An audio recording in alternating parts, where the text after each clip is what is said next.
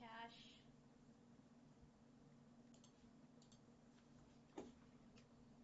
Hi, Davo. That's what I get for being selfish.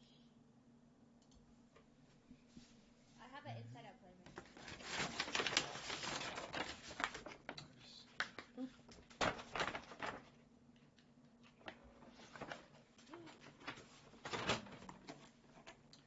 Deliveries. A little too expensive. I'm going to just start driving to go pick up food. So you're not hopping off. Bro, it was like not hopping off. Yeah, 2K18 did have zero defense. I just remember, like, bro, people would just be hitting every 3-pointer. Like, they didn't miss. Yep. But I mean, And the stretch I don't is play insane in 2K18. 2K27, but I think back when I was in the Air Force, this is a mocha milkshake. It's really good. Board men get paid. Board men get paid? I don't know about Ready Milk.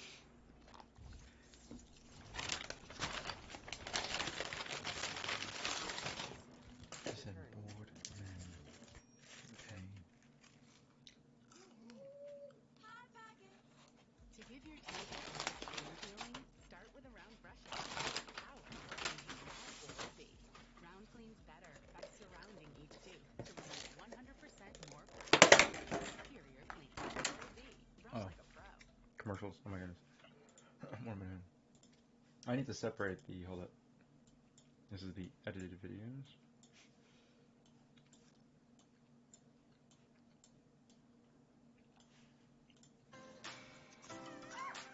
Oh, it's going so loud.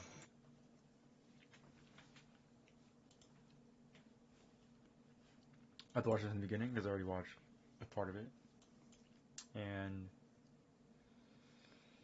But I don't play NBA2k24, so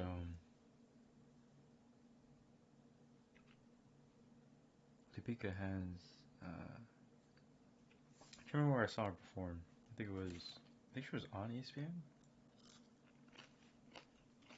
I think she was on ESPN for a little bit or something like that. I think. I could be wrong.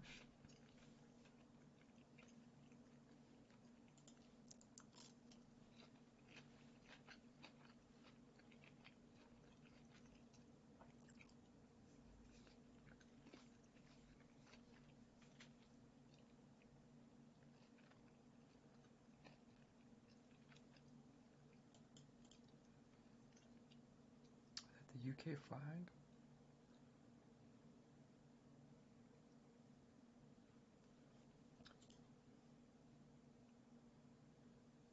Crater League. Hey, cool. But just a big Kobe fan.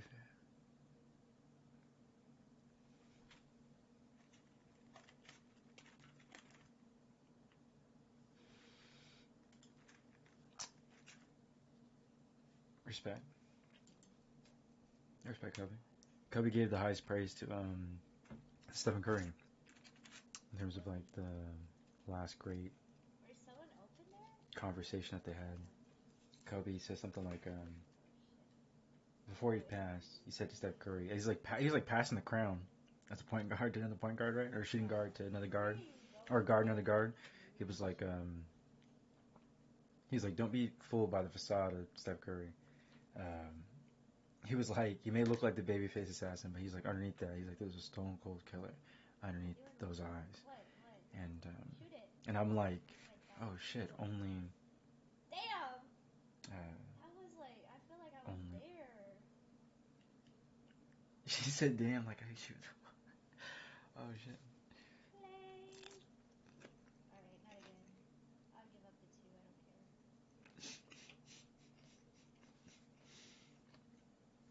Pika be thirst trapping on Twitter? Damn, bro, how you gonna do it like that? See, you hating. I can't even. He's just hating, dude. He's right there. He's just hating. Oh yeah, boxed. Boxed.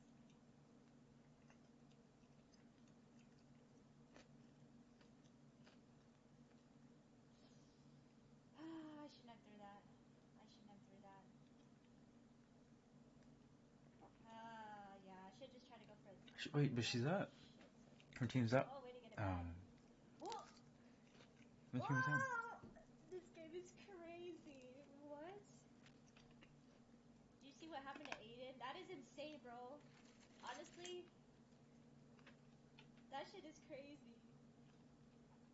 Yeah, Cardi's mad weird for that. I really... It just sucks that... What did Cardi do? What?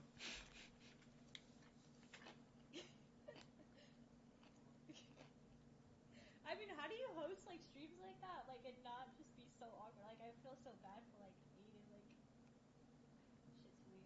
Keep going. Nah, that's not fair. Whoa.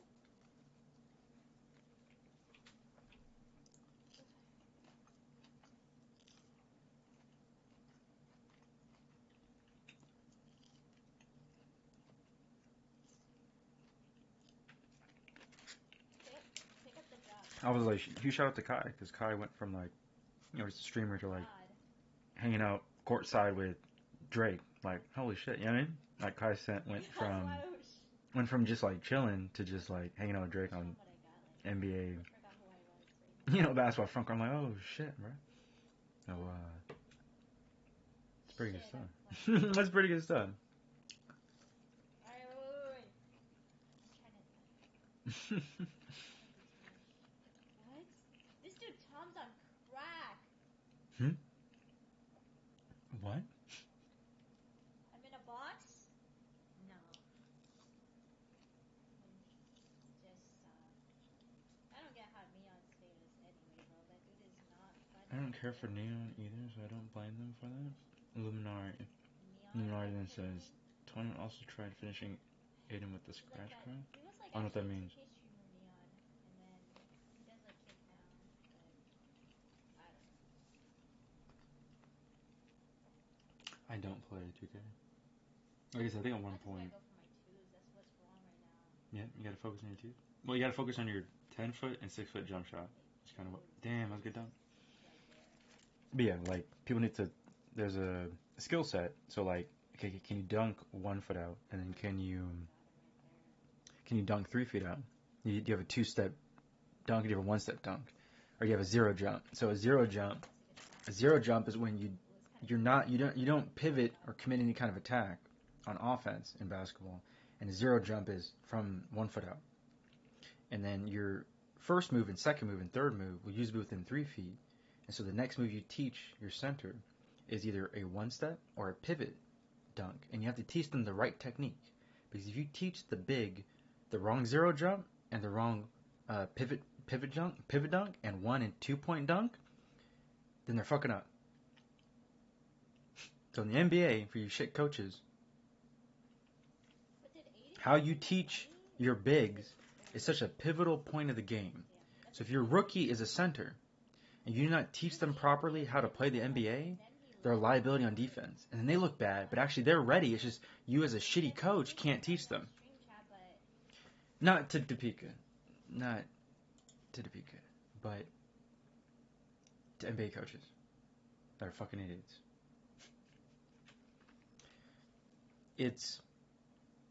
You can play your rookies, but don't play more than 10 minutes because they're rookies. They haven't been taught the game. So anytime you play your rookies too long, they're a liability on defense. That's why you're losing games. It's really simple.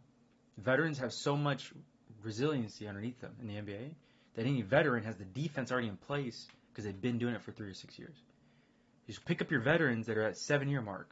Make it super easy. Okay? 10 years is like a gap in terms of skill and athleticism.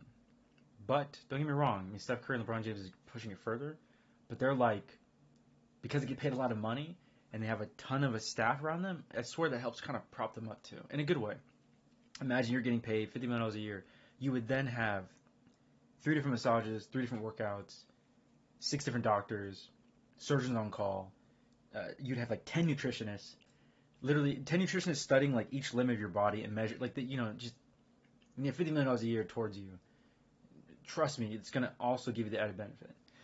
But if you're not about that life, then you're just a 10-year vet and you're kind of 7 years on average. The 7-year mark, you should be able to find some veterans that are like super cheap, like ready to go.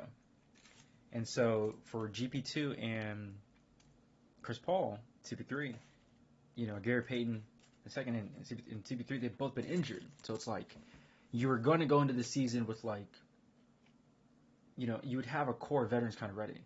And they got injured, and then now your rookies are kind of pressed into guard play. It's not ideal. Okay? Your rookies should never really ever exceed 10 to 12 minutes a game. Anytime your rookie is just out there longer, you've not taught them as a coach, you do not have the time, and they probably don't have the skill set to be on an NBA floor. They're always a liability. You start losing games. Super easy. It's not complex. It's very mundane. It's very benign. It's very fucking obvious. So, for you shithead coaches, limit your rookies to 10 to 12 minutes. It's not that complex. Just look at the numbers. Look at the points on defense they're giving them. It's like they'll allow it to occur, which is horrendous and shit coaching. If the owners understood what the coaches were doing across the league, they'd fire different coaches. Knowing that your coach is realizing, hey, you know what, we're going to throw some games early in the season to give the rookies more minutes so that they're ready for the end of the season. But as an owner, they probably want to fucking hear that. Fucking NBA coaches, bro. I mean, that's some shit. Look at the data, because journalists talk about the data. I was talking about NBA analytics. You're on TV, and they got guys in their ear telling them the numbers.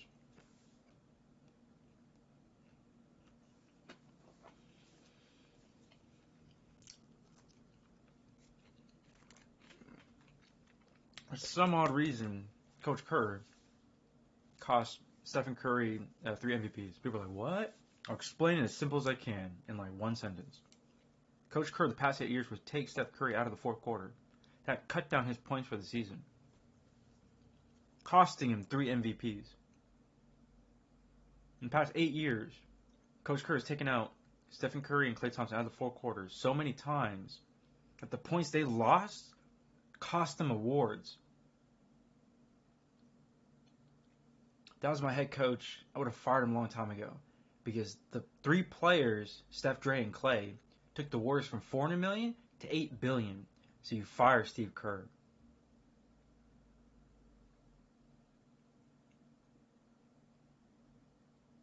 I think I stuttered. Steph Curry, Klay Thompson, and Draymond Green took the Warriors from $400 million to now $8 billion. And the dude that just cost the Warriors more money is your head coach that took out Stephen Curry, the greatest guard ever, and Klay Thompson, the greatest shooting guard ever, out of the fourth quarter for years, costing Steph Curry, hypothetically speaking, 3 MVPs because he didn't have the points to match the other players.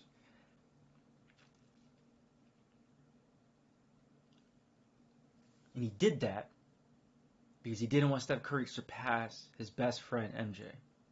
That's why he did it. You should have fired Coach Curry years ago.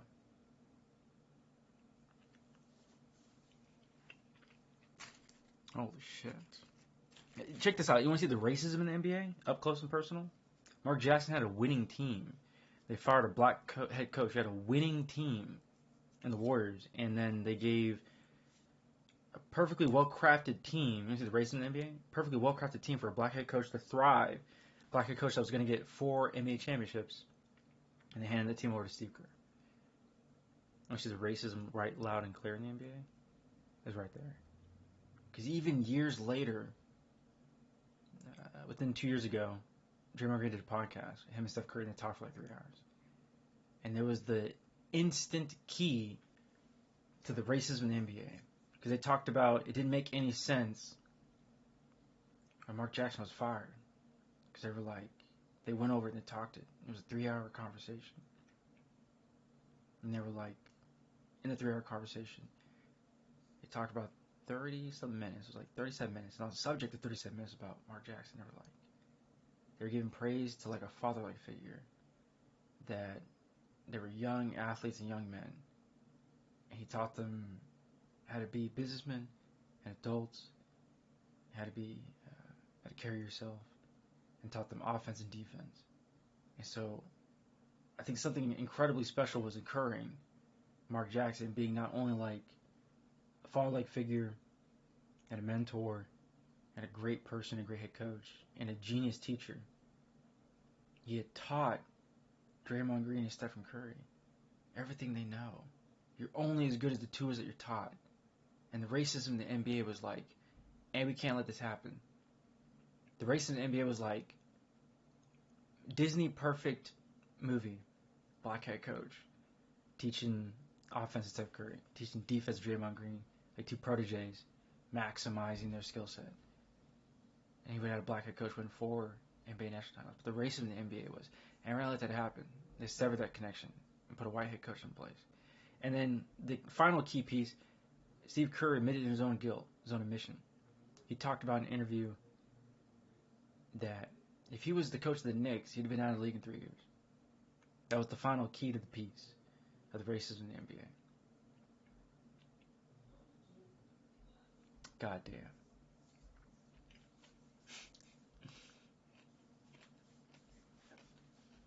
That's crazy. That's crazy, man.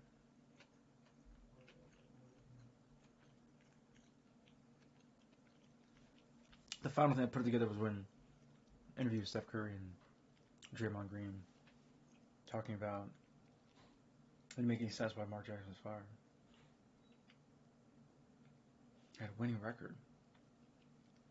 They like upset the number 1 seeded Dallas Mavericks. They were the A seed. It was incredible. It was literally like perfect offense and defense. The NBA hasn't seen perfect offense and defense, but that was basically like perfect offense and defense. And then when Mark Jackson left, he took with him a ton of secrets. People don't understand. When you're like a genius head coach, you hold back like 90% of your playbook. People are like, what? When you're a genius head coach in basketball, you only show like 10% of your playbook, and you hold back 90%, so that over the next 10 years, you're just kicking ass. You're just whooping everybody. That's Mark Jackson. You probably saw less than 10% of his playbook. He kept the other 90%, but he was a genius on offense and defense. He should still be in the league as a head coach right now. I mean, the perfect opportunity would be for Steve Kerr to retire and step down, and for the Warriors to bring back Mark Jackson and allow the final kind of 5 years of Steph Curry's career play with the genius head coach that essentially has like the perfect offense and defense. Because the perfect offense is crafted through Steph Curry, and the perfect defense is crafted through Draymond Green. 2 great proteges mastering their craft. And he figured it out in terms of teamwork and selflessness. And he found the perfect piece to that defense was Draymond Green, the captain, the protege, the commander, the general in the field. He realized, let me teach all my offense to one player, let me teach all my defense to another. And if they can balance in that harmony, one could be elite. They could focus all their attention being defense and being elite. And one could be highly focused on offense and elite. And with that, it should become like perfect. He was right. Because if you split your time doing offense and defense, you're kind of like right here. But with Steph Curry, it's just, Mark Jackson was just like, go 100% offense. Draymond Green, if you go offense and defense, we're kind of be like this. And Mark Jackson was like, did Draymond Green go 100% defense? And he built it. And it was like the first time you ever seen like perfect offense and defense.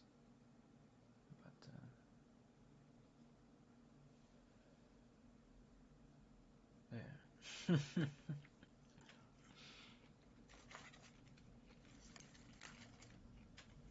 Oh, and Steve Kerr's also getting old too, so if they want to save face, they can bring up the fact that he's already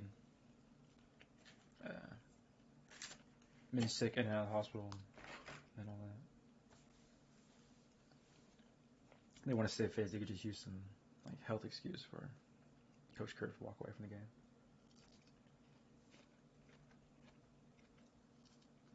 I tend to do that. Oh, and the final piece too, people don't understand. Even in the playoffs games, when they won the last championship, when they won against Boston, Stephen Curry and Draymond Green were drawing up plays. Well, something changed. Don't get me wrong. Coach Curry has deferred to Stephen Curry and Draymond Green before, but this is like during the Boston versus them, that championship, the last one they won, the 2021 championship, right? Or was it 2022? No, 2021 championship. That the Warriors won. Draymond Green and Stephen Curry are drawing up plays. To win the game, essentially. I talked about this during the interview. Stephen Curry and Draymond Green had like a 3-hour interview they did. Talked about they had to draw 100% of the plays so they could win the championship.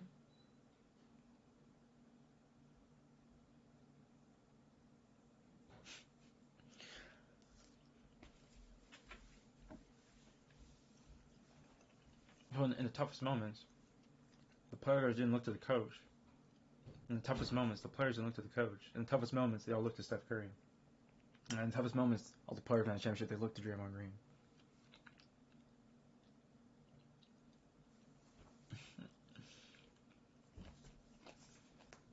Yeah, Stephen Curry is right now on fire, but I think the Warriors did this on purpose. I think they threw away the first couple games of the season. The fans and no one's going to accept that. The league's not going to accept that.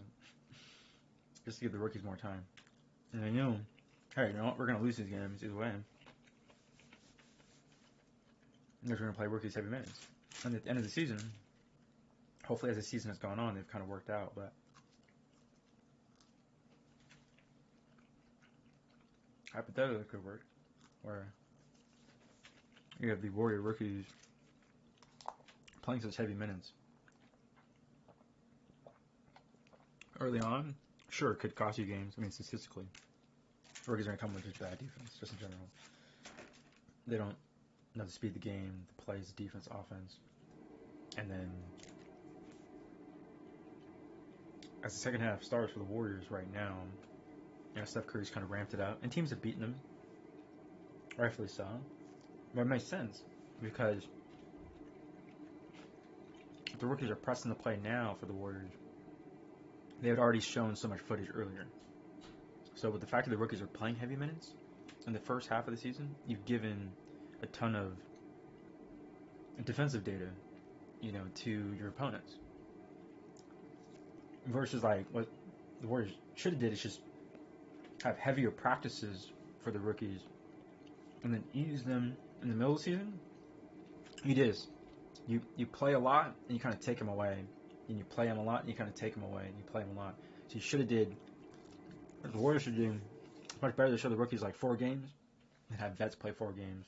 And have off the bench, not your starters. Your 5 starters will always play heavy 30 minutes. Like your bench should be like, you're playing 4 rookies and you pull them down and you bring up 4 vets to play 4 games and then you drop. That's how you should be doing it. These rookies, if you played them 40 games, right, you just gave your opponents a ton of data, even though you're thinking, oh, the rookies have gotten better. But then, like, all the other teams with their coaches just now have more footage on your rookies. You should have been playing 4 games, let them rest for 4 games, and they work out and they study, and then they come back after 4 games. See what I'm saying? Or you should be doing with the bench, because then it keeps them fresh longer. Way better for recovery. Trust me, if you work out like 3 times a day, plus go to a game, plus travel, like you're beat.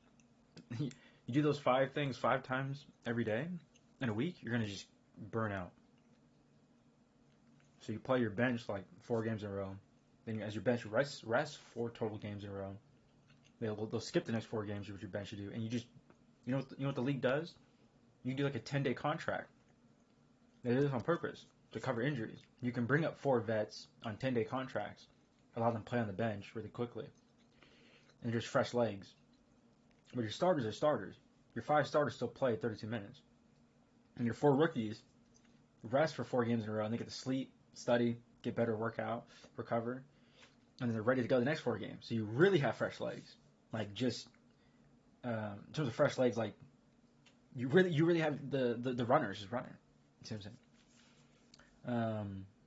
So yeah, that's what you should be doing as a coach with your bench. People are like, what? Yeah, like the NBA allows like 1-day contracts, 3-day contracts, 5-day contracts, 7-day contracts, and 10-day contracts. But the reason you say 10 days, check this out. The reason you say 10 days is like you can give like parts of the playbook You don't give contract players like the full playbook. Duh. Not that dumb to throw away your whole secrets of your playbook. You only show your vets like 15-25% of the playbook.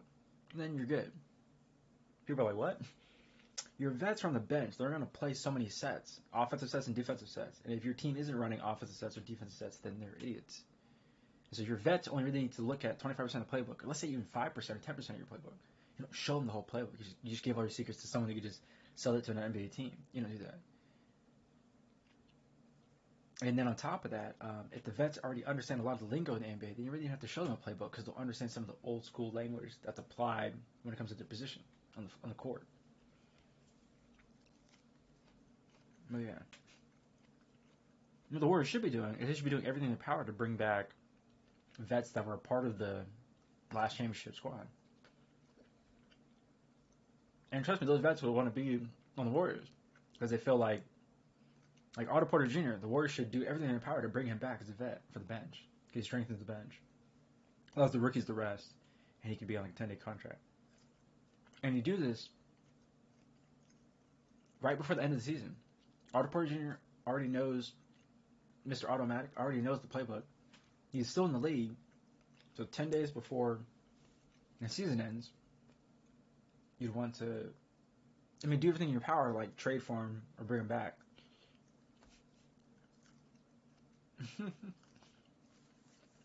And you know what's so funny? It's up to the Warriors if they want to do it, but and the Warriors should bring back Namdi Balika. They should bring him back because he's really good on defense. He's like 6'7", long arms, excellent rebounder. Like you understand when you're 6'7", long arms, he can jump, he can rebound the ball, and when he rebounds the ball as a forward, then the rest of the team can shift their offense and attack faster. That's what people don't understand. So what Wiggins was fucking up on offense, Wiggins just not rebounding enough. Because Balika used to get it. So that he didn't understand when Namjit would get the rebound. So when the forward goes up and gets the ball, the center can then move forward. Y'all understand now? When the 4 or the 3 can get the rebound, the 5 can move forward, making your offense operate faster.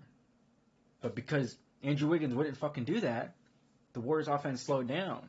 It's that fucking simple. All the players would start taking off, and they'd be like, and I see it too many fucking times. All the players start walking, and they look at Andrew Wiggins like, bro, get the fucking ball. Because he wasn't playing team basketball. So you got to bench Andrew Wiggins. Or trade him away. Oh, guess what? You should trade away Andrew Wiggins because he's not playing with the fucking team as team basketball. You can bring back Otto Porter Jr. Or Namja. Now people know about Namja. He's just like 8th or 9th on the depth board. But just tall guy, long arms, great defense. Like, oh shit. Like, it's not that complex. Like, basketball is not that complex. Just a super easy chess match. But I'm not talking to Pika. I'm just talking to the void. Talking to the void. Kind of out to everyone.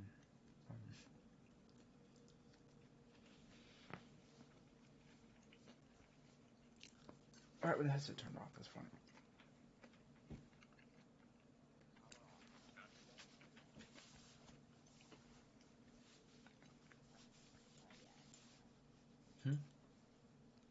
Is Katie top 10? Is Katie LeBron top 10? What? Yeah, LeBron's top 10. What's she talking about? There's too many people in your top 10 right now. I gotta start doing the math. She's talking to someone else. She's talking to 2 people on the call. Is AD top 10? AD. I don't think so. Yeah, because you gotta put AD in top 10. I can't because Jokic pushes him out. I can't because Jokic pushes him out. If I have top 10 players, he can't. Jokic pushes him out. There's no room for AD. No, you can't. I don't know if you could put LeBron in top 10 right now. I can't because of his record. Look, I'm not even a LeBron fan. I'm a Curry. Let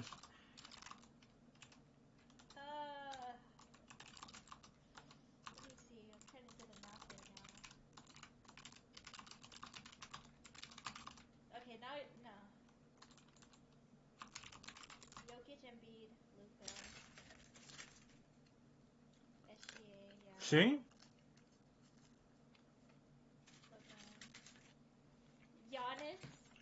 Yeah. Gotta be. Yeah. Well, Halliburton's top 10 right now? yeah. He's right.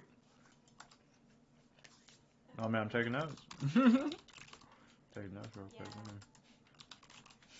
Yeah. Yeah, he really elevated the team. Oh, we're missing a few players.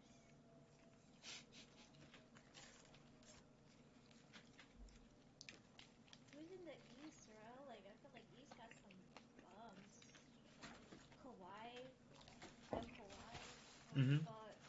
You gotta put somebody on the Clippers in the top 10. I told you, Bob's not top 10 right now. Disrespect, crazy. Oh, wait, these guys are good. Hold on, Morgan. I was just saying right now.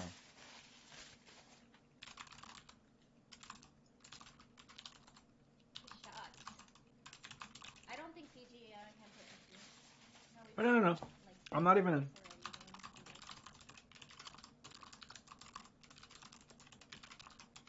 I'm there.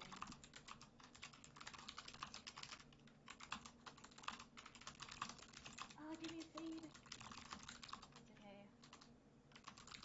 I don't got all that. Like, What? I'm a Warriors you still gotta say fan. Like what? Like, I'm not even a LeBron fan. I know LeBron should be top 10 right now. Without hitting the Lakers lose too many games, yeah. Like I'm a Warriors fan too. That's funny. When she said don't put LeBron in top 10, I was like, bro, what? Like, bro, what? Like, I want you to say it to LeBron's face right now. Like, what she just said, I want her to stop and just say it to LeBron's face right now. You feel me? hit that. What? That's funny. Oh, they got rid of Tom. That's why they're better now. I'm laughing. I'm laughing. Yeah. So that guy can actually shoot good. What's the Oh team man. evaluation, bro?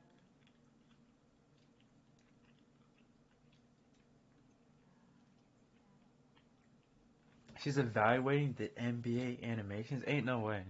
Ain't no way. Good shots. I'm a 3D VFX artist too. There ain't no way. I mean, she could be. It's her choice, her prerogative. But I'd be. Wait, pick up the line. Ah, that's. I should have said it sooner. She just said sooner. They did like a Hmm. play and shit, bro. The plane?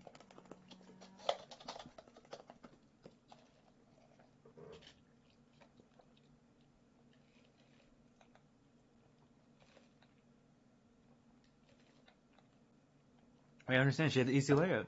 I understand.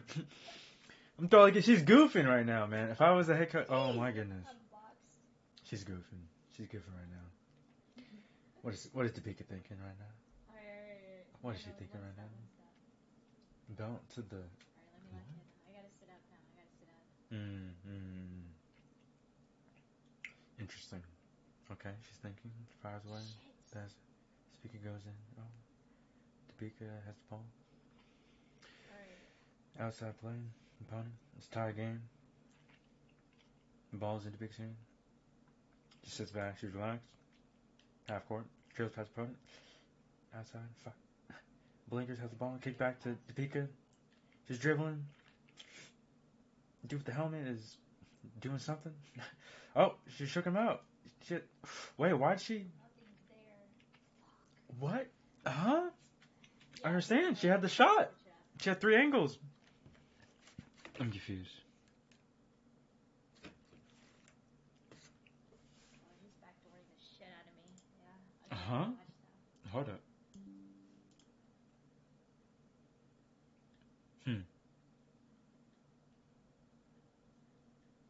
Okay.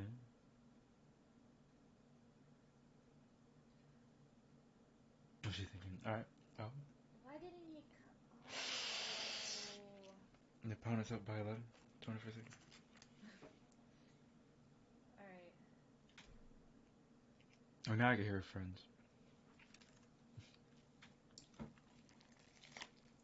Alright, if we could get one stop, I think we could score one.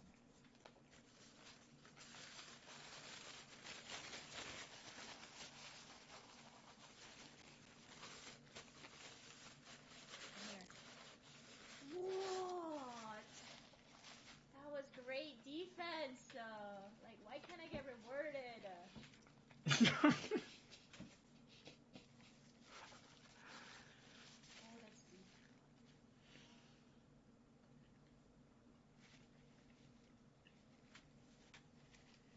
Oh, Two.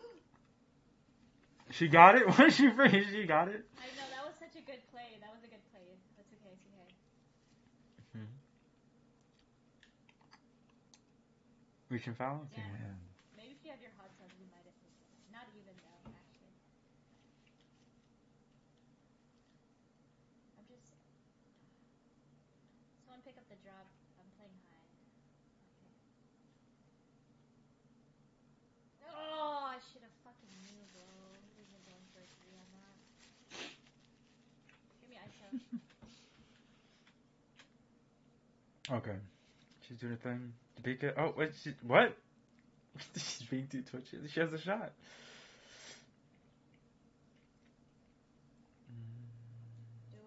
Dude, wait. She took too long. It went green a few times. Anytime I think it goes. Fouled. I'm kind of blocked. I should have got water. What am I doing? Hold up.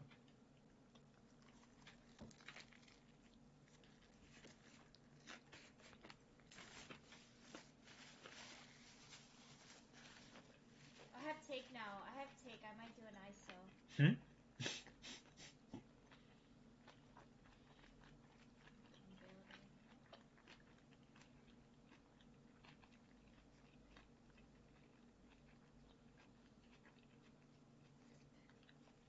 Good help. Oh, Oh, good defense. nice. Reaching foul. Betting. Oh, cool. Yeah, get. Shut up. Wait, really good. Yeah.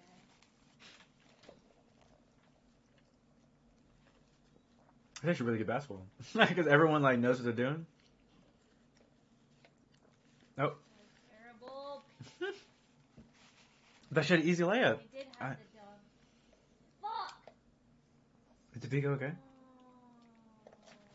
Oh, Topeka, is she okay? She good?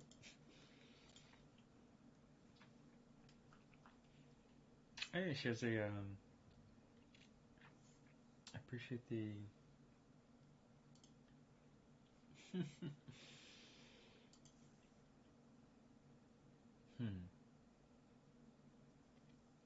Alright. Let's take my time. Let me just take my time. No rush.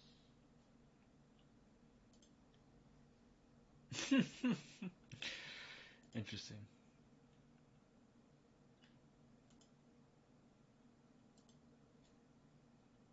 That's tough. Did she used to say that? Oh, she put locked in. She put green.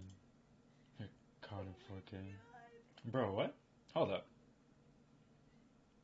Her emotes are kind of she put down bad, but the way she put the Pikachu. Okay. I'm there. And she put silent. Alright, I can play the twos game.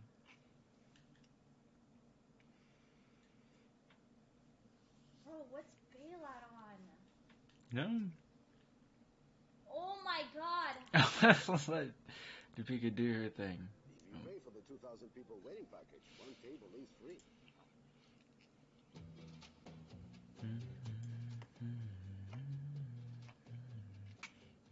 When it comes to Nature Valley, which camp are you in? Oats and honey? Have an ahi tuna sandwich. Granville fish.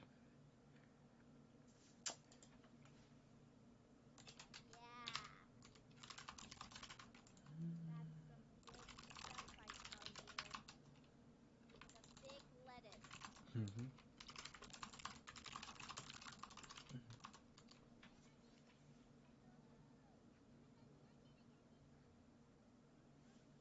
She is nodding. She's thinking. I really She's. like the game. My sponsor segment is over, but I still want to play. That's a good game then. I just read the title, dude. I just read the title. Oh, no, I shouldn't say that. That's what is it? I should say. But I will.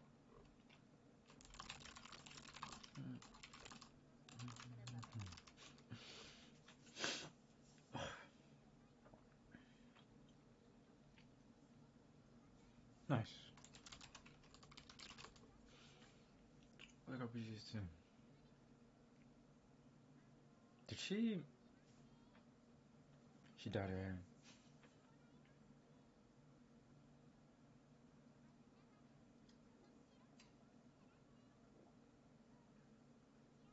But why is the? Oh, it's probably because of the.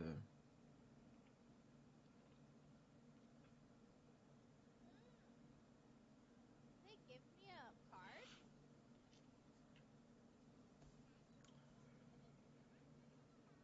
I Don't have put. one Oh, card. Charlotte. Who should we call? Okay, Oh, I don't know the game. So, I'm gonna see what she does. wait, is Whoa, she has a whip. Okay, that's pretty cool. like neither. Actually, That, what wait. does she have? She's like a sword. Oh, nice. Whoa.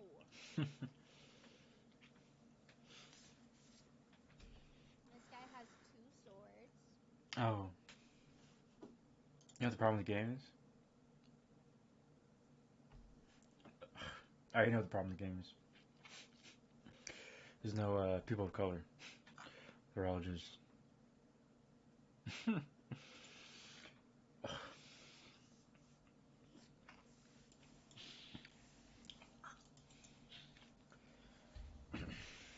I did play him like mid and bot though. Otherwise, that was my first game of its support. It might actually be pretty mediocre support comparatively. Bro, I can scream. I can scream better than these guys. Or I could yell, growl, whatever, belch. Better than these guys. Those dudes, whatever sneaks listen to, those dudes don't have the range. They don't have the grit.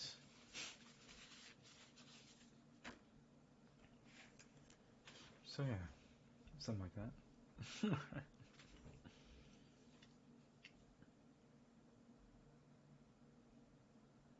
Yeah, just right away seems the best. Based. Malignance.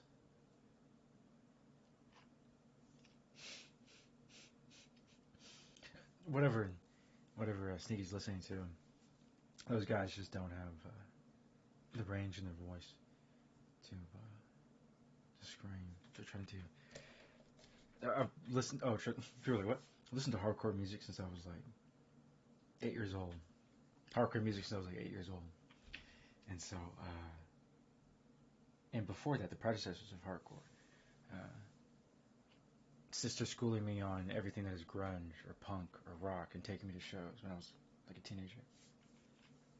So the screamo that you hear today, this slightly emo music you hear today, is very much kind of average uh, growls and screaming, and they don't have the range because they just aren't taking the time to classically train as singers. Um, that's probably why. But you really just, you know what the hardcore scene is missing is you need musicians to take it serious, but they're always kind of rebellious, free spirited, kind of independent, like learning on their own. But really, the hardcore scene is missing like just a group of guys and gals, or all women, all dudes, or they them, and going to actually musical school and being classically trained, and then taking that schooling, and then really they would like instant stardom in the hardcore scene because there's really like no major hardcore band that's like at the top, and like they know that all the hardcore fans, um, hardcore rock understand it's like kind of like baseline. And there's no like star, not one person or band. But really, what you're missing is because they're so rebellious and so, you just need probably teenagers, right? They have that same kind of motivation. And when they're in their like 1920, go to a musical school, but still have that rock beat in them, you know. And then once they have that foundation for musical school, they're like the next stars of like the hardcore rock scene. Like that's what the American scene is missing. Just get heads up. You see the same thing with rap. They're both rebellious. You have hardcore music scene. You have like a rap and hip hop music scene. A lot of times they're just rebellious in terms of like I'm gonna learn on my own or do it on my own or teach on their own. But what they're missing is the foundation below them to make them more complete as an artist that will really push their careers forward instantly. Systematically, and you just look at the music scene it looks like in America. And so your rappers and your artists and your hip hop artists and your rappers and your hip hop artists, they're just like self-taught, whatever. But they're not. They're still missing like the more music aspect of it. They have to lean into more audio engineers and more sound engineers to like kind of help them along the way. But that just slows down their own music career. See what I'm saying? So it'd be great if you did have someone that has the beating in the heart, that still wants to make hip hop, but go to musical school, get classically leveled up academically with music in music school, take that foundation of skill, and then enter into like your hip hop or enter into the hardcore scene and really would like just take off stardom. Instead, right now in America, you have this like, do-it-yourself attitude, which is okay, the do-it-yourself attitude, but then there's no teamwork. So then you see a whole baseline of talent. The talent's there. They just need coaches to help kind of sharpen and focus them and refine them. Then they'd really turn into stars. That's all. That's all. It's just a skill. It's almost like a skill gap. So there's tons of the American spirit of like do-it-themselves mentality. But in the hardcore scene, the same thing with music, with rock. They're like, they're gonna like, they're gonna self-teach themselves. They're gonna be like, I'm gonna do everything self-taught, which is okay. But the talent is only gonna go so far. So if there's a massive talent pool of musicians all across the states, but they're just kind of self-taught, they're gonna hit a ceiling. And really, what they're missing is just like going to music school, or getting a music teacher, and then it would like sharpen them and like, just make them sharper and better, propel them forward, or just kind of level up. Just imagine everyone's like level 1 musician. When they get to like level 2, just leveling up would be like going to like a school, right? And then getting an associate's in whatever. And then level 3 is like getting like your master's in whatever musical field you're trying to do. And then that comes with playing and teaching. And any kind of art. Like even for myself now. But yeah. I need to get back to making my art. But it goes back to all artists. So musicians are just another type of artist. And a lot of times there's a massive talent pool of musicians in all 50 states, or just everywhere across the American scene, culturally. Musicians everywhere. They're just maybe kind of stubborn or rebellious or whatever. A can-do attitude. They do it themselves. All they really need to do is just meet with a few different coaches. Don't just settle with one coach. Really, just as an artist, like even art, like for myself, I can confide in with like 20 or 30 or 40 other professionals. So musicians should get on the same kind of page, where their network is so massive in terms of musical prowess that it's more like those collaborations become ways to balance feedback and growing it better. So if you're a musician, yes, it's great to meet a whole bunch of other kind of average musicians, but then that same kind of plateau will still occur. They'll all be kind of average, knowledge and skill-wise. Really, but just confide into 3 different musical coaches, pay 3 different musical coaches, and really you'll then kind of level up 3 times faster than only doing like 1 musical coach a week. So do 3 different musical coaches a week, and you're getting like 3 different like styles that'll really help you broaden and grow your own range of styles in terms of musical instrument singing and making music or whatever you're trying to do, or just singing. And that's what they're just kind of missing, some tutelage. You're only as good as the tools that you're taught. It's the same that I've created, but it rings true for years now. So, but yeah. And so for same thing with League of Legends, players are just missing coaches. That's what. It's a massive talent pool, and there's opportunity. It's just, yeah. It comes down to organization. Like, okay, how can I explain it? in League of Legends, there is the CLOL, the Collegiate League of Legends. There's over like 560, basically 560 D1 schools that have like incredible programs, but no one knows they exist because we don't have enough esports journalists to kind of tell the stories. That's what it comes down to. Like if you wanted to see your next, kind of star players, there's two things that have to occur. You need a better system where there's more. There's 560 D1 teams. There's in the Collegiate League of Legends, CLOL. You need a better system. People understand when you have 500 teams, we don't have enough. Like everything, we don't have enough coaches. We don't have enough. Like universities do everything they can to kind of expand out their scholarships. Makes it incredible. So there's a whole ecosystem. Just imagine 500 plus universities. People don't understand. 500 plus universities that have League of Legends teams. There's a whole thing right there, in terms of like entertainment, narrative, 4 years, like storylines, like from like a freshman to sophomore to junior. We follow the path of women and men in collegiate sports already, but there's a whole ecosystem occurring, but like no one's telling their stories because we don't have enough journalists. We need more eyes on, more cameras, everything. And it's massive. That's what people don't understand. And I feel like in 2024, I'm glad that I'm talking about this for posterity and out into the void, and I'll probably clip it. But it's just like, I don't think people understand the size and scope of what I'm talking about. People talking about the 8 teams in the LCS. I was like,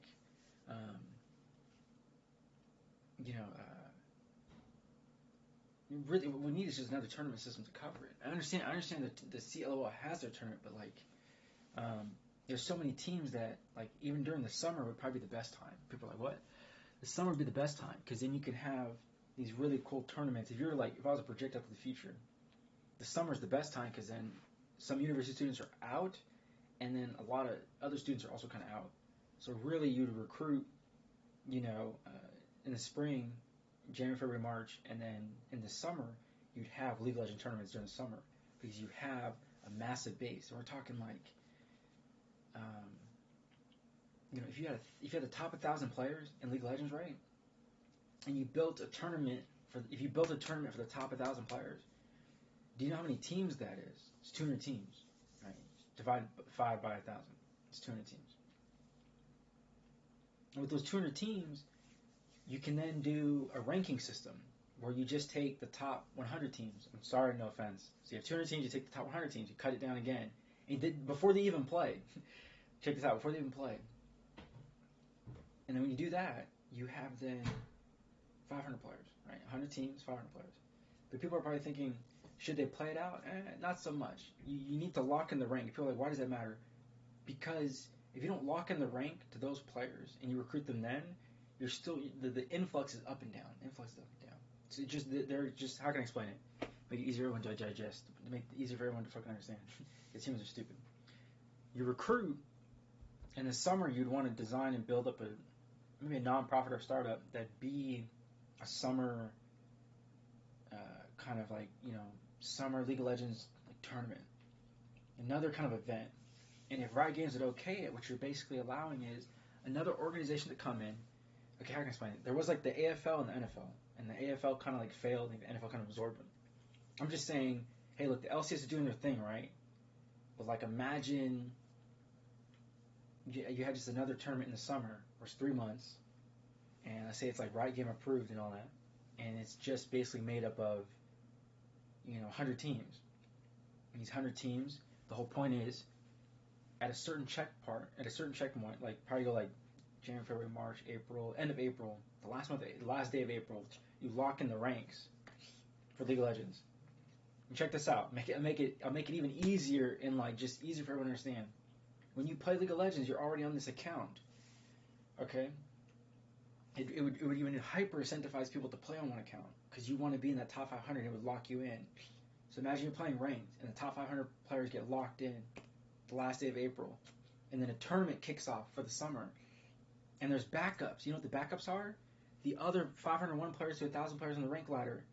And you create this tournament system, and it would hype everybody the fuck up. Like it would be cool as shit, right? Like imagine You're 3 months into the league season. At the end of April, the ranks lock in. The top 500 players are locked into a tournament for the summer. And everyone's like, hey, I can either make it or I can't make it. And there's going to be like narratives and storylines about like the best players. Can they do it? Can they hold up to the crown? Can they win the summer championship? Because they're going to have time. Check this out. You're going to allow 30 days for the players to form and talk. People are like, what? That's all they need. The community is already talking. You know what I mean? Like in terms of you're on Reddit, you're on Twitter, you're on IG, you're somewhere. Everyone's social media, they're communicating. There's someone to communicate, Facebook, whatever. So you have a 30-day period where it's just basically like the journalist, check this out, and then the journalist can then try to reach some of the players for interviews. Hey, how do you feel about being in this tournament? How do you feel about your placement? Do you think you can do it off the ladder? Do you think you can form a team this quick? And the 500 players, trust me, the 500 players will form a team. And the reason I say this is because guess why I'm saying this? Because there's an influx of like not enough supports or not enough ADCs, not enough jungles. So among the 500 players, you should have enough to form 100 teams. And if you can't, it doesn't really matter. I do apologize. People are like, what? I'm not being fair. I'm being cruel like a heavy hammer because this is going to be this. It should be a tournament idea for the system. So that if I was the Riot Games CEO for League of Legends, I'd be implementing the system that I'm creating, this tournament, to really hype up the game. And this 30-day period is basically, check this out. It's like a free-for-all. The 500 players are in this bracket. You should form as many teams as they can. Okay? And then magically, you know what's going to happen? Five-person teams are going to start popping up. You get the 30-day period for the top 500 players to just communicate for 30 days to formulate their team. And then the tournament is in a 60-day period during the summer. So there's a 90-day period. Let's say the first 3 months, you lock in the top 500 players. And then there's a 30-day period where they all can just communicate. They're going to communicate somehow. They're going to get on the Reddit. They're going to be like, hey, this is me. This is my rank. Or they're going to know somebody, or everyone knows one of the ranks, or they're pros. And then once everyone sees the pros really start forming their squads like on their Twitch channels and all that. Right? And then now you have like the pro players communicating with the public, and you have the public communicating with the pro players, and they're forming teams for this hypothetical concept of like an in-game summer tournament. Right? And it builds a ton of narratives and all that. But I'm really more heavy-handed in terms of the idea because I don't really think of it as being fair. It's just you form as many 5-person teams as you can. And then in the 30-day period, it's like a race. All the players are trying to communicate even faster now. We have 30 days to just form a 5-person squad. It doesn't really matter. It has to be among the top 500 because we're going to have an influx of like too many supports, too many mid laners, too many junglers. That equation I've already solved and figured out. And then there's a 60-day period in terms of online tournament through the client. And check it out. If a player can't make it, you need a substitute, reach out to any of the top 500 players to fill that spot. And if you can't, you've already established those relationships. And those players should establish those relationships too with other players. Start networking like, hey man, y'all need a backup for the tournament this summer? I'm ready to go. And people will then advertise that on Twitch, like their skill and where they're at. They can also kind of raise their hand like, hey, I'd be a great backup for the summer championship, whatever team, whatever. You know what I mean? It allows everyone to kind of communicate, and it gets kind of the foot traffic isn't to a mall back and forth. The foot traffic isn't to like a shopping center. The foot traffic is now, hey, how can we get across to formulate these teams? And I think that'd be the great idea that Riot Games should do for League of Legends. And, it just kind of propels the game forward and whatnot.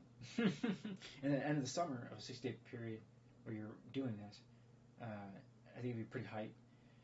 Yeah.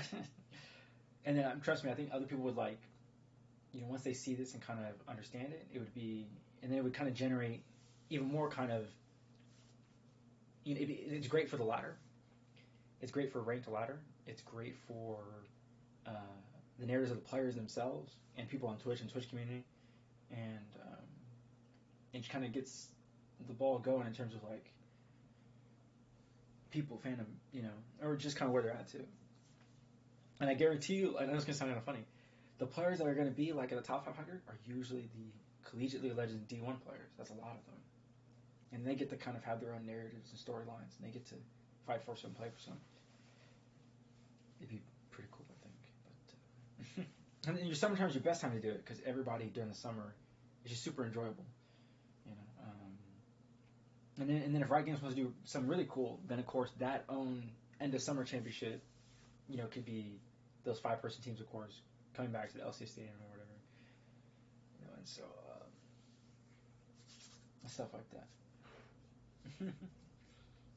And that also allows the pros to stay, in the community too. It'd be kind of cool too, where all of a sudden,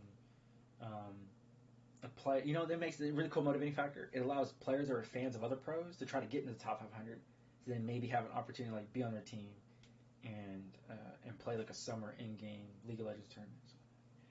So, different kind of motivating factors will kind of occur too. That would be pretty chill, I think. So I think if Riot Games wants to write the check, they can send the check next month or in a few months or next year or whatever if they want to decide to take my idea. Or copy it or use it or just hire me. Either way. But, someone said, chat, can I get hours on 3? 1, 2, 3. What? Why are they all saying what?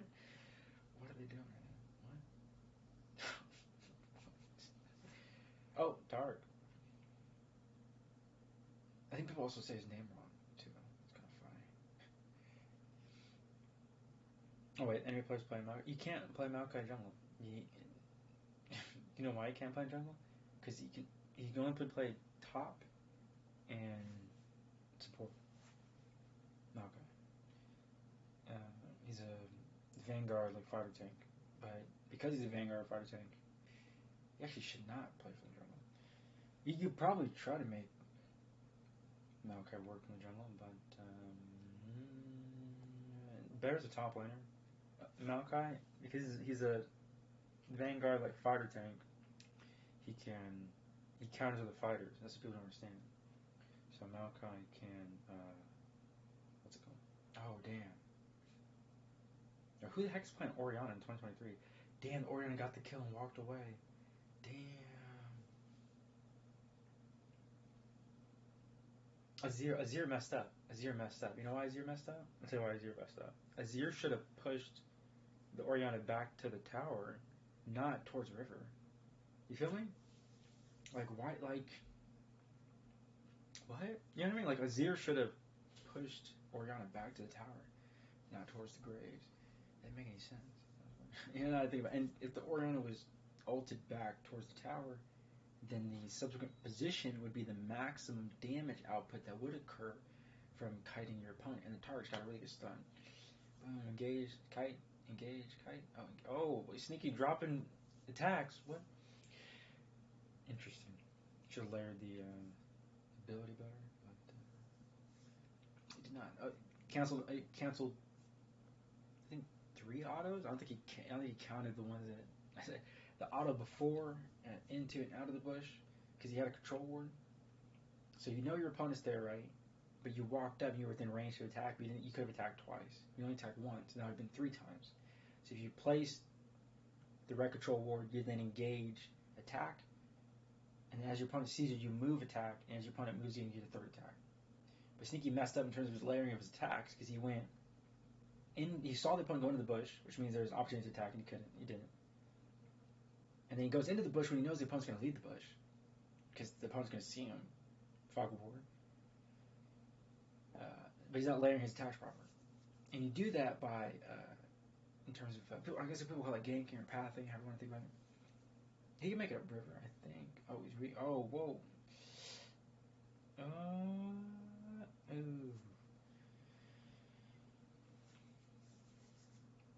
You know what Sneaky, what he would probably be good at? He would probably play, I would say Kindred. Graves is kind of wonky. I understand Graves is a marksman, but he's kind of wonky. Graves is, I doesn't have his boots. So the trick with Graves, and that I mean, take it with a grain of salt, whatever, but just the trick with Graves is like you need your boots with Graves. Because it's his movement animation that is so vital to his kit. The faster his movement is, you either have to stop command or you have to attack, move, click, right, command, cancel to really accelerate, Graves. But with his boots, that clears you up because the faster movement speed frees up your animation. That's what people understand. The faster movement speed frees up your animation. So his movement speed is slower little animation of your character slower. But the movement speed of the movement speed of the champion is faster. You can then animation cancel faster. So check this out. The movement speed if the movement speed of your champion is slower, it's slower and harder to animation cancel. But the movement speed of your champion is faster. You can cancel animation faster. That's why Boost is so vital and great, because he has a wonky animation where he only gets 2 shots, and then he has to do this long reload. And he's doing like 2 shots with this shotgun, but he has a super long freaking reload. It's like, oh my god, he like ejects whatever the shells and fires them. It's like, yeah. You know what's so funny? Why is he using like a super old school shotgun? Why isn't the shotgun not 6 shots? Why is this shotgun not like 8 shots? And if Riot Games wants to take my idea and have a pilt over like special forces or something like that,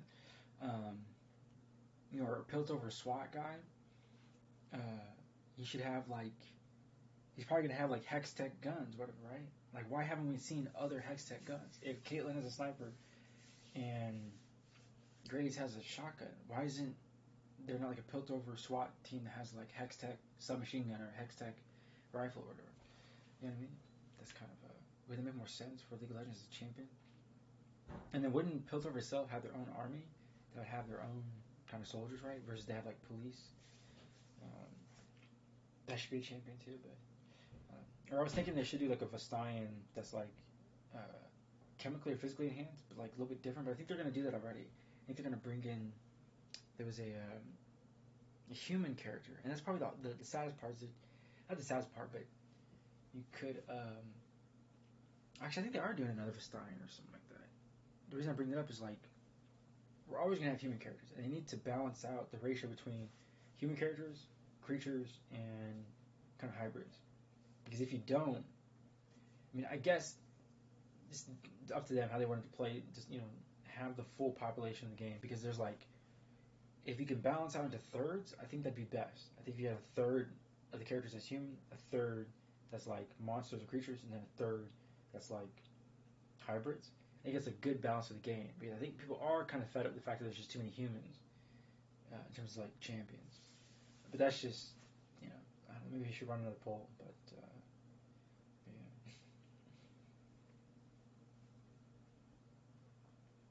Like, I think what had occurred was, I think I remember this. Yeah, it was like 2 or 3 years ago. Fanbase was kind of like, I think they were kind of mad that there was not another creature. And it wasn't until now, like 3 years later, that we have. Oh my bad, no, I take it back. They did 2 creatures. They did Noah Fury, and they did this baby dragon ADC. And this Smolder is it's a good concept because you have a monster and you have a creature looking thing, but it's an ADC role. But I think what's even more interesting is that they're gonna have to. I mean, not that they don't have to, but they should have 5 other dragons, 5 other dragon-like characters for the other roles. And so now they have Shyvana and Smolder. So Shyvana's supposed to be a jungler. Then we just need like a dragon top lane character, and you need a dragon like mid lane character. Oh, we already have a ruling soul. My bad. So you have Shyvana, jungle, ruling soul mid. Then you have ADC, dragon, and Smolder. And then so I guess you're missing. Damn, are they saying ADCs are babies? That's fucked up. That's fucked up. If they're saying a ruling soul, they're like, got to be an old head to be a mid laner because they need more knowledge. Are they saying junglers are just like fighters like Shyvana? Are they saying ADCs are just like babies? So they made Smolder.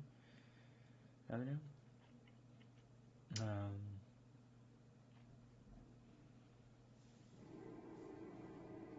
And then what's it called? Yeah, they just don't have a dragon for the top lane or for the support role, but that's just my observations as a dude. Just my opinion. But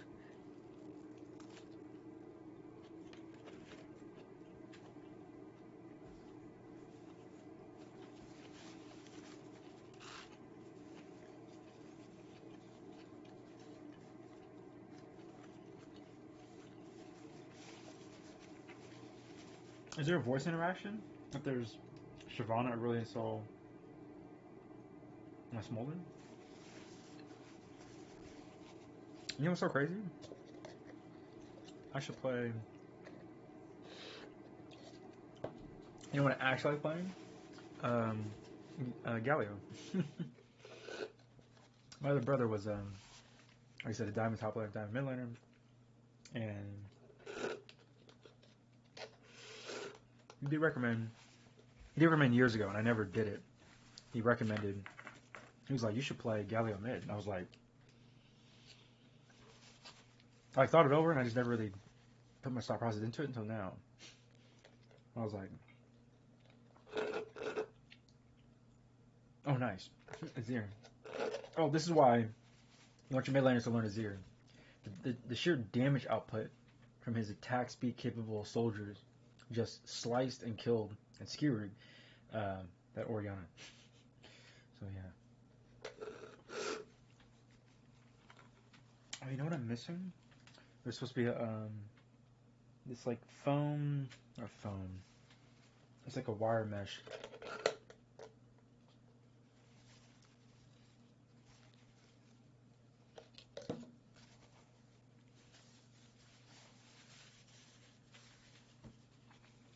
But I don't think I have it anymore.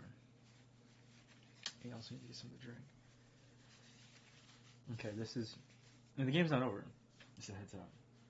Still winnable. Yeah, as long as he hits. People probably laugh and like, what? Yeah, it's still winnable. Okay, so 7 kills is how much gold? 2k gold? Yeah, games aren't won and lost off 2k gold. Wait for it, and then boom, maybe mess him up. It was a trap the whole time.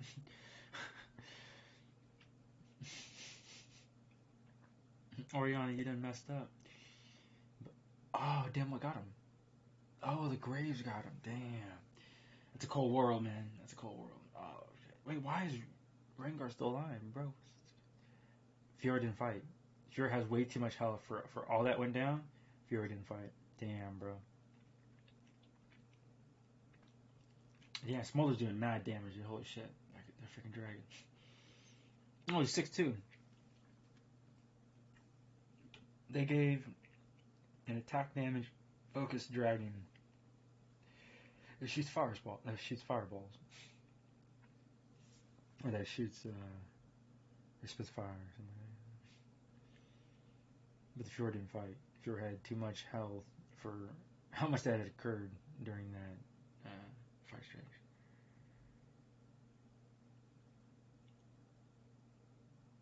That's crazy.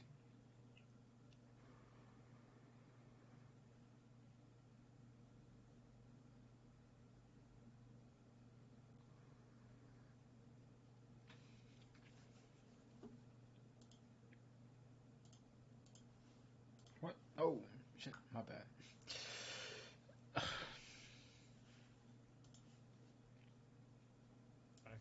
Oh, Stargate? I'm not gonna play Stargate. Let's see. Yeah, he's got 4 barracks. He saw everything, so. Joking.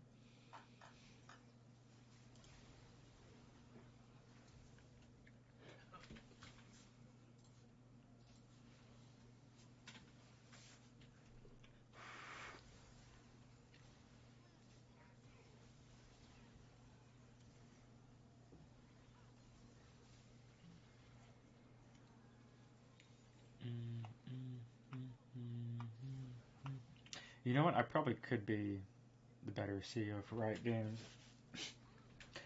Or just give me, like, what is it? Go right into video game dev. No, be more of an esports side. My bad, esports side. Yeah, like that. Got GA, honestly, pretty good. But, you know, fine. I'd rather do it independently. I'd rather run a non-profit organization that ran adjacent with Riot Games approval or contract. No, Riot Games just hired me for the esports division. We can make it work. Riot Games write the check. They want to take my idea and use it. But if they do steal my idea and use it, then I can write that check or hire me in the esports division.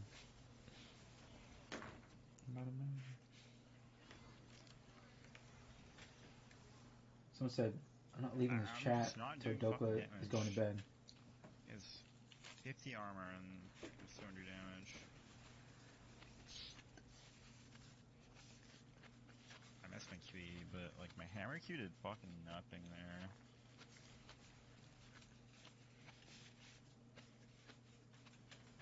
So with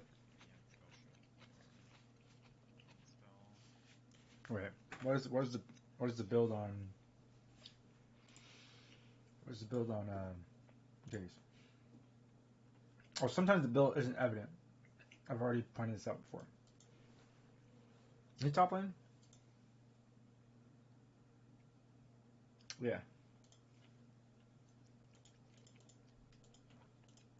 Oh, Eternal's back. Maokai's back. Like I said, if you play Maokai top, you know, like, what is it? Play Maokai top, like, not that complex. Not that complex. And the build is probably just has to be tank. You're leveraging his sustain. Oh, but this is different. Frozen Art. Armor, mana. Yeah. Reduce the attack speed of your enemy. Reducing attack speed of the enemy reduces their damage output by 20%. They're now moving 80% as fast. They're now not attacking at 100%. So Frozen Heart by itself is negative 20% damage to the enemy. When your opponent attacks 20%, if your opponent's attack speed is 20% less, it is 20% less damage. You're not attacking at 100% output. So playing Maokai top, like I said earlier, playing Maokai top, like I said earlier, is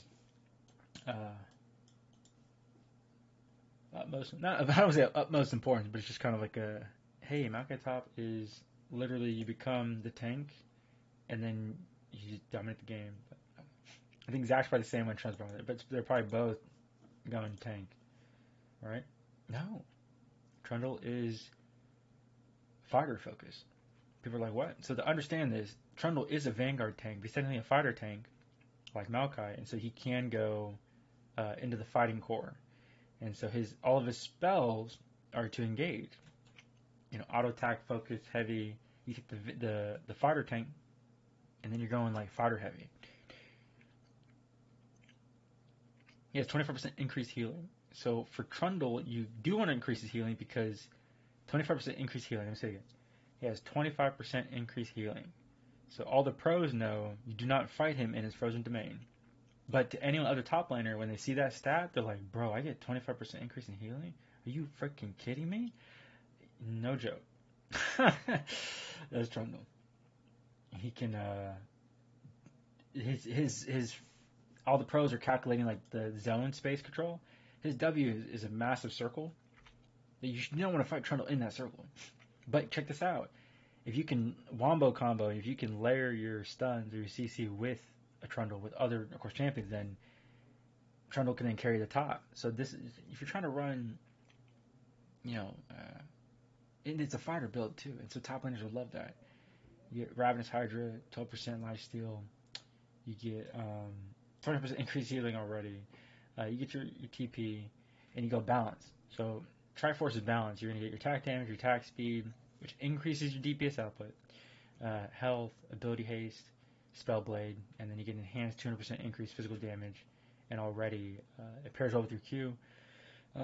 Eternal's next attack deals, I believe it's true damage because it's in a white color, so like true damage plus percentage of your physical attack damage. Briefly slows them, and briefly slows by 75%, which is awesome. And then Trundle gains increased attack damage for 5 seconds, and then the enemy loses attack damage. They can't, so it's chomp. Incredibly powerful. People don't understand how powerful it is. It's incredibly powerful. When you can subtract, 30 damage, or you subtract 20 damage or 30 damage in the beginning from your opponent, it's very evident. All pros know the stats, and they're just sitting here thinking like, when your opponent loses 10 AD or whatever, and then you gain 20 AD, brother, that's a 30 swing. Did no one not do the math? Like, did no one not do the math? Like, if you're negative 10 on their AD and you're plus 20, it's a 30 AD gap. Like, I think no one like did the math when they were like building the character or something like that. And so Trundle is cute. And then when it's at 30, it's negative 15 for them and 30 for you. So then it's a 45 AD difference. That is huge, right? What is a 45 AD difference? It's a lot. So that's why you can really focus fire. And like Trundle doesn't start the fight; he finishes the fight. So other teammates set up the fight, and then Trundle comes in and closes the fight, right? Because the opponent has expended all their spells. You really want to do better team fighting with Trundle top. Trundle does not start the fight. If he's a fighter, but if he's a tank build, he can start the fight. Okay, so that's where people get confused at. If you go Trundle, they're so used to going tank or sustain build, they're so used to starting the fight. If Trundle is a fighter, he does not. He acts like an assassin because guess what? It's burst damage. Fighters and assassins are what? Professor Art Ray, Death Ray, welcome to Summoner University Fundamentals 101. Class raised their hand. They'd all say, what are burst champions? They go fighter assassins. Like, what is poke champions? And the class says in a resounding poke mage. I'm like, well, what is sustain champions? And they go tank juggernauts. So the same premise and kind of fighting style and flanking maneuvers that you're going to do, and flanking mechanisms that you're going to force and create, and zone control and vector control in the game. Your fighters are going to, their presence off the mat generates threat. Okay, so your assassins, your best threat is to not be seen. So the assassin in League of Legends, the greatest pressure you put on the enemy team is when you're not seen. Any second you're not seen instantly creates pressure. It is like the strongest thing we've seen in the game. And Assassin's players master that skill of creating pressure when not seen on the map. Their presence gone. Check this out. If you're an assassin, can all oh my goodness, all Assassin's players just like take an extra 5 seconds going to lane and just kind of stand still in the middle lane, like in between tower 1 and 2, just stand still for 5 seconds and see how all the other lanes react. And the more you patiently sit there, and it's better if you're catching a wave, even better if you're catching a wave. If you know you're going to catch the wave, assassin just sit behind, in between tower 1 and 2 and just sit for like 10 seconds. You'll instantly see all the other lanes just kind of, the opponents will kind of back off. And then you catch the wave, the assassin, and then you just instantly generated pressure to the top lane and bot lane. Because the enemy team is thinking you're either ganking top or ganking bot. But there's so much time goes by, they freak out, and they usually back off. And that also, you know what that does? Frees up your jungler to then do lane ganks. It's like people like don't strategize or whatever. You know, it's like, damn. Just hilarious. And so, stuff like that. There's so many, I would say, fundamentals that players aren't, or creativity, basic fundamentals, because it goes back to burst poke system. So your fighters and assassins should always kind of flank, and their presence when it's off the lane, when they're not seen, when they're in the dark, creates so much pressure. Because the same thing happens to a fighter. If an Aatrox is missing for a little too long, every laner just kind of like looks, they're like looking around like, wait, what? Like, where's the Aatrox? Instantly generates pressure. And then also frees up your jungler. And it also creates pressure to, guess what? The enemy jungler. Because the enemy jungler is like, wait, Aatrox has been missing for a little too long? Am I getting invaded? You know, it just instantly shifts what they're doing. And those shifts in seconds affects the race in League of Legends. League of Legends is everyone shows up with different race cars. And the analogy, everyone shows up with different race cars. And they know how to drive with the race car, different champions, really well. New players are like showing up to the race in League of Legends, and they don't know how to drive. They don't know which car to drive. But then everyone's off to the races. And they're just schooling everybody as they're racing with their car. And then so that's League of Legends. And it's a race that starts once the first seconds start ticking, like right now. We're 27 seconds in. We're right into a game. So Doko's playing Darius top. I didn't see the rank. I'm not sure this is Smurf. But the ranks kind of looked interesting when he logged in. Actually, let me go back. I could probably, must be a Smurf or something like that, because it looked different.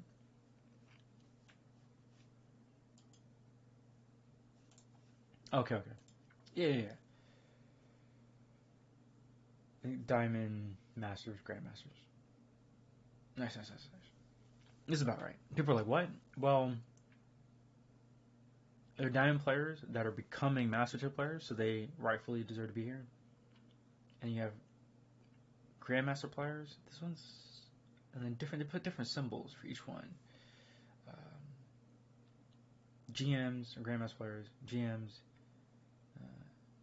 They're all Apex. Well, not quite Apex tier because the 1, 2, 3 Diamond players, but yeah, 1, 2, 3, 4 Masters, 1, 2, 3 Diamonds, and then 3 GMs. Is this fair? This does not look fair. It's not like even. Hold up.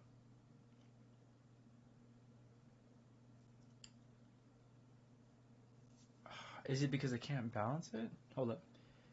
2 diamonds. No.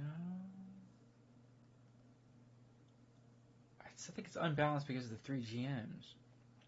I check this out. I think if this GM wasn't here, I think it's balanced. Yeah, I think that's all it is. I'm trying to equate.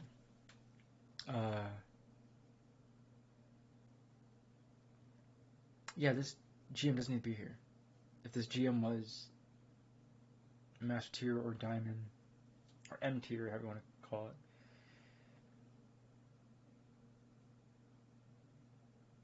So GM, probably D1, M Tier. Yeah.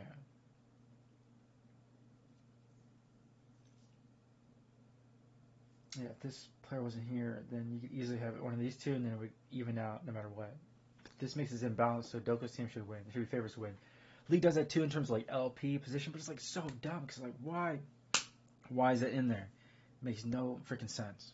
Why is it? Because they have the algorithm, they have the capability to balance it. It's like Riot Games does this on purpose to imbalance it. That's weird. Basically, not only are they favored to win, Riot made sure like this team like has more LP for some reason, and then like this team has less LP. So even if they do win because they're favored, they're going to get less LP. And if this team does win, all the pressure's on them just because they got one more GM. But this GM fails. Let's see how it plays out. But his team should be favored, and they probably have more LP, and the other team is the underdog, and they have less LP. I don't even know why they do that too. It just doesn't make any sense. We've seen this from time to time before in the past. They probably haven't deviated too much, but that yeah. And then it goes back to if Jin isn't good enough, then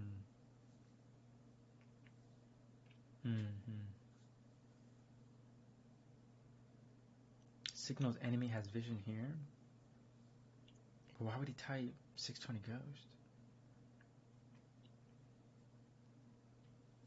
The typing would be too slow in terms of communication because I have my enemy vision here ping. Signals enemy has vision here. I have that as my mouse wheel button, whatever the proper terminology is for like the. What is the mouse wheel button? It's like, yeah, I think it has a number or whatever. It has a. It was calculated as.